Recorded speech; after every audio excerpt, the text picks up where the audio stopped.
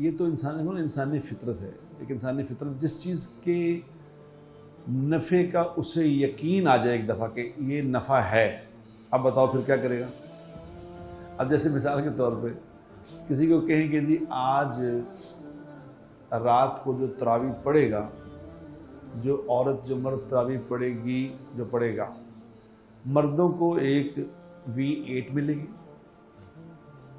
ایک V8 ملے گی تراویح پڑھنے کی، اور عورتوں کو 1 کروڑ روپے دیا جائے گا کہ وہ اپنے سونے کی چیزیں جو اس نے لینا بائے کر لیں. اگر یہ یقین ہو تو بتاؤ کیا ہوگا؟ دنیا کی کسی مسجد میں کیا جگہ رہ جائے گی؟ کیا خیال ہے؟ اب اللہ کے نبی کیا فرما رہے ہیں؟ اللہ کے نبی صلی اللہ علیہ وسلم فرما رہے ہیں، جس کا مفہوم یہ ہے کہ جو تراویح رکعات پڑھے گا اس کے تراویح کے ہر سجدے پہ 1500 نیکیاں ملے گی، اور یعنی 60,000 نیکیاں ملیں گی تراویح پہ.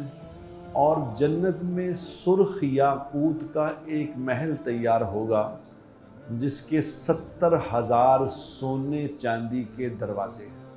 سرخ یاقوت کا محل جس کے 70,000 سونے چاندی کے دروازے ہیں، اور جنت میں اس کا ایک درخت لگے گا جس کے نیچے ایک تیز رفتار گاڑی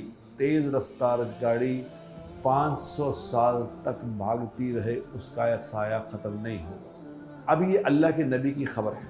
ایک طرف میں بتا رہا ہوں V8 ملے گی، کروڑ روپے ملے گا، ایک طرف اللہ کے نبی کی یہ خبر ہے.